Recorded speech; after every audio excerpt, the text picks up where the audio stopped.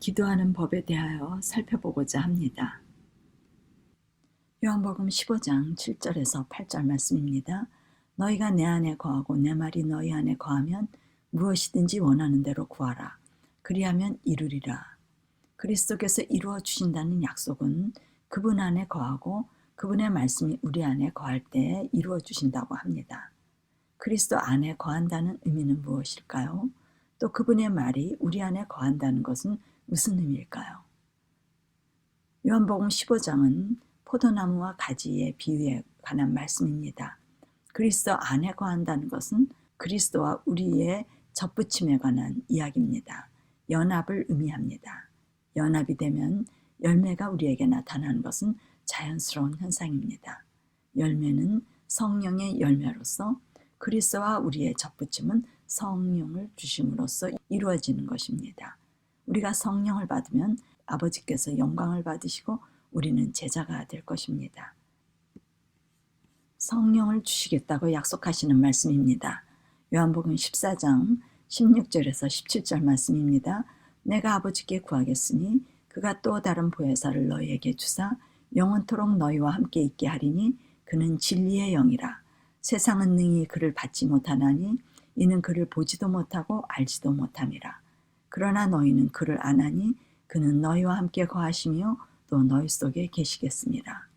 진리의 영이 우리와 함께 거하실 것이며 우리 속에 계실 것이라고 합니다. 성령이 우리 안에 거하시면 그리스도 안에 거하는 것입니다. 그러면 성령이 우리 안에 거하시기 위하여 우리는 어떤 기도를 해야 할까요? 마음을 정결케 하기 위한 기도를 해야 합니다. 모든 소유를 버리고자 하는 기도, 죄사함을 받고자 하는 기도, 이기심을 버려지기를 위한 기도, 원수를 사랑하고자 하는 기도, 그분의 품성을 소유하고자 하는 기도입니다. 그러면 그들이 원하는 것을 받게 되어 우리는 그리스도 안에 거하고 그리스도의 말씀이 우리 안에 거할 수 있게 됩니다. 오늘날 우리가 흔히 듣는 기도의 내용은 무엇일까요? 살펴보면 많은 경우 하나님의 뜻이 우리에게 이루어지게 해달라는 기도의 내용이 아니라 우리의 뜻이 이루어지게 해달라고 요청하는 기도의 내용을 듣게 됩니다. 기도를 들어보면 그 사람의 사상을 알 수 있습니다.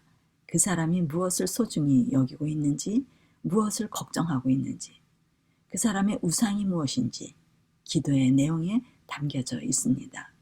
대부분의 기도는 자기의 사상과 생각이 강하여 일방통행의 기도를 드리게 됩니다. 하나님과의 대화나 하나님의 소리를 듣지도 못하고 원하지도 않고 강하게 큰 소리로 자기의 뜻을 말해야 하나님이 들으실 것처럼 생각하여 통성기도를 합니다. 기도는 마치 한풀이를 원 없이 긴 시간 하는 모습과 같습니다. 기도하고 나면 시원하고 스트레스가 해소된다고 합니다. 무엇인가를 받은 것 같고 이루어질 것 같은 희망이 생기며 초자연적인 일이 일어날 것을 기대합니다. 초자연적인 현상이 일어나야 하나님이 하나님 되심을 인정할 수 있다고 고백하기도 합니다. 그럴 때 하나님께서 기도를 들어주시고 응답해 주셔야 자기를 사랑하는 증거가 되고 믿음을 인정해 주시는 것으로 생각하게 됩니다. 기도 응답이 잘 되는 것은 잘 믿고 있다는 증거로 보기도 합니다. 기도 응답이 잘 되지 않는 사람들은 또 기도 응답이 잘 되는 사람을 부러워하기도 합니다. 많은 사람이 참 성령을 받고 하나님의 법을 받는다는 것이 무엇인지 알지 못합니다. 그리스도께서 중보하시는 은혜를 알지 못하고 그리스도께서 하시는 일도 모르고 이스라엘 민족이나 유대 민족들이 쓸데없이 희생제물을 드렸던 것처럼 그리스도가 계시지 않는 곳에서 열심히 기도를 드리고 있습니다. 사단은 이런 그리스도인들의 마음을 자신에게로 이끌어 자신의 권능과 거짓 기사와 이적을 행하게 하므로 그들을 함정에 붙잡아 두고 있습니다. 이런저런 방법으로 각 사람의 마음에 맞게 이용할 수 있는 갖가지 기만을 준비해서 사용하고 있습니다. 그는 또 빛의 천사처럼 가장하고 나타나서 거짓 영의 역사로 거짓 개혁이라는 수단으로 일하고 있습니다. 교회들은 사단의 영이 작용하는 것도 모르고 하나님께서 그들을 위하여 놀랍게 역사하신다고 생각하며 흥분하며 의기양양해하고 자신들의 신앙에 인을 치고 있다고 믿습니다. 여러분들의 기도도 나의 뜻이 이루어지게 해달라는 기도의 내용이 아닌지 살펴보시기 바랍니다. 저는 기도를 모를 때 하나님께서 기도하는 방법을 가르쳐 주셨습니다.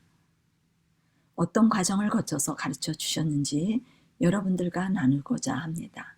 저는 친구를 따라 몇 번의 교회를 가 보았을 뿐 교회를 다닌 적이 없었던 사람이었습니다. 결혼 후 아이를 낳고 암 수술을 하고 몸이 약해 얼마 못 살 것이라는 생각을 하고 죽음 앞에 있던 저에게 건강 세미나를 통하여 하나님을 알게 하셨고 교회를 다니게 된 상태였습니다. 기도 생활이 익숙지 않아 기도가 서툴었습니다. 성경에 대하여 아는 바가 없었습니다. 그러나 하나님의 사랑이 존재한다고 배웠고 그것을 생각하니 나머지 인생을 가장 가치 있게 살아보고 싶은 마음이 들었습니다. 그 당시 저에게 가장 가치 있는 일은 원수를 사랑하는 사람이 되는 일이었습니다. 저에게는 도저히 일어날 수 없는 일이라서 하나님만이 해주실 수 있는 일이라는 것을 믿었습니다. 왜냐하면 하나님은 성경에 원수를 사랑하라고 말씀하셨고 그분이 말씀하셨다면 분명히 할 수 있는 일이라고 믿었습니다. 교회에서는 원수 사랑하는 사람들이 분명히 있을 것이라고 생각했습니다. 목사님 설교를 통하여 원수를 사랑해야 한다고 말씀을 들으면 모든 교인들이 아멘 하기 때문에 아멘 하는 사람은 원수를 사랑하는 사람일 거라고 생각했습니다. 저는 도저히 아멘 소리가 나오지 않았기 때문입니다. 하나님께서는 저의 갈급한 마음에 기도 제목을 가르쳐 주신 것이었습니다. 기도는 마치 어린아이가 부모님께 하듯 짧고 간절한 마음으로 하나님, 저도 원수를 사랑하며 나머지의 삶을 멋진 삶으로 살게 해주세요. 내 생애에 그렇게 살 수만 있다면 하나님께 모든 것을 드리겠습니다. 그렇게 되게 해주세요. 하며 매일 하늘을 쳐다보며 간절한 마음으로 기도했습니다. 이렇게 매일 뜻을 정하여 기도하게 하셨습니다. 그 외에 저에게 다른 기도 제목은 없었습니다. 왜냐하면 이 일이 너무 중요한 일이라서 다른 것을 위하여 기도하고 싶지 않은 마음을 주셨습니다. 제 머릿속은 온통 원수를 사랑할 수만 있다면 얼마나 좋을까. 진짜 원수를 사랑하는 사람을 만나보고 싶었습니다. 그 당시 저는 미워하는 사람들이 너무 많았습니다. 첫째, 사업을 전환하려고 사업체를 찾다가 교회 안에서 어떤 분에게 사업체를 인수받게 되었습니다. 막상 넘겨받고 나니 속은 것을 알게 되었습니다. 그 사업체를 넘겨준 사람이 한 교회에 다니고 있었던 것입니다. 그들은 사업체에 문제가 없고 넘겨받은 우리가 경험이 없어서 망하게 된 것이라고 소문을 퍼뜨리고 있었습니다. 사기를 당해 돈을 잃은 것도 속이 터질 일인데 모함까지 듣게 되니 너무나 미운 생각이 들었던 것입니다. 둘째로는 집안의 남편에 대한 섭섭한 마음이 쌓여 때가 되면 영락없이 미움이 가시지 않는 것입니다.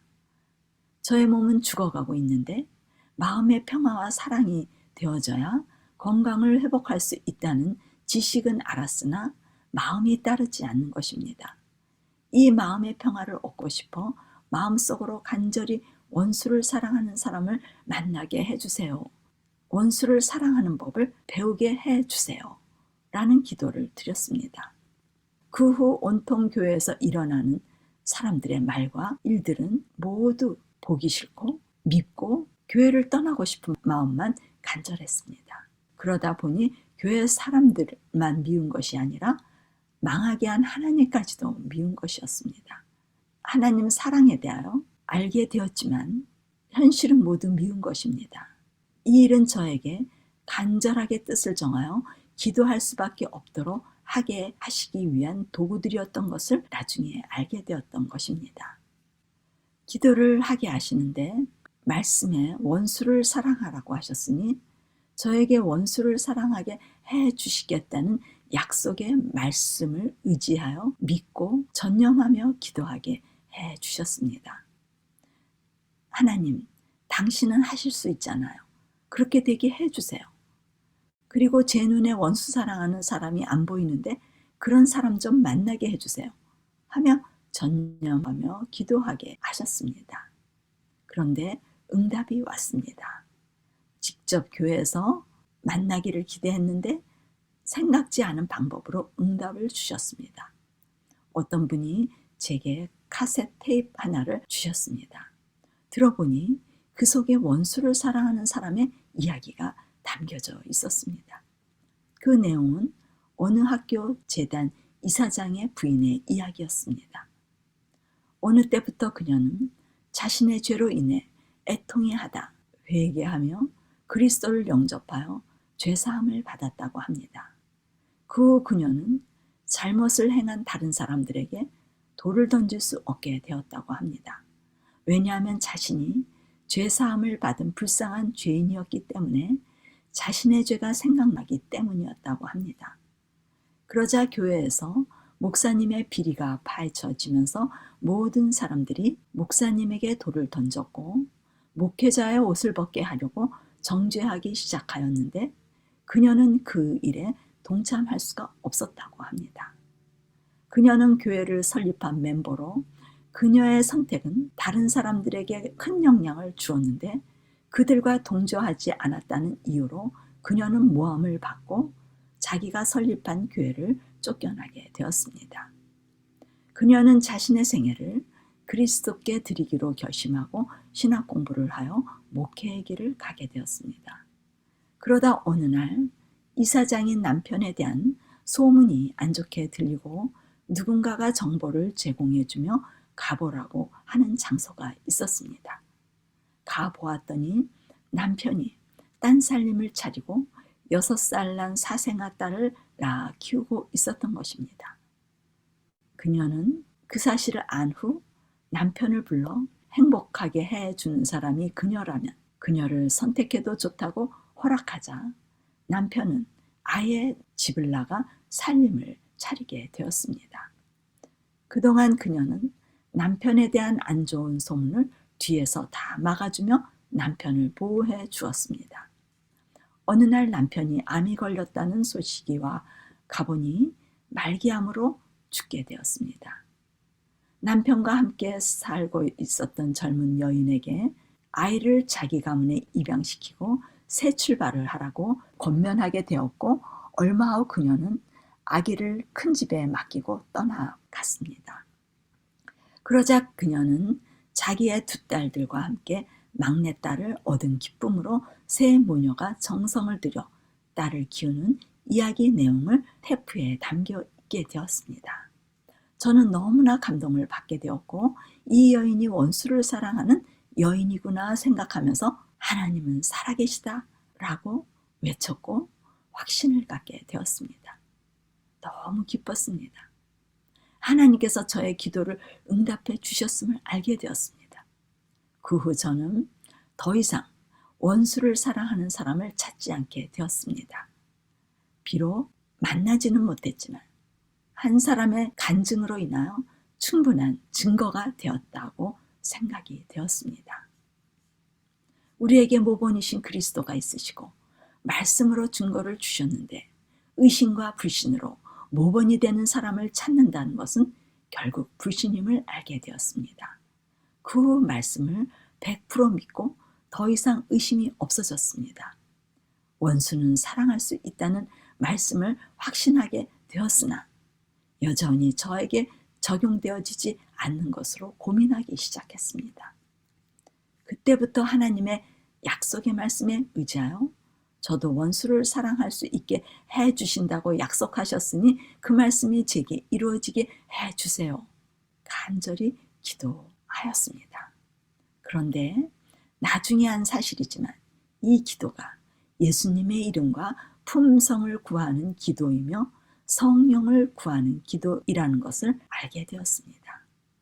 이 기도는 바로 하나님의 뜻이었고 그분이 기뻐하시는 기도였다는 것을 알게 되었습니다.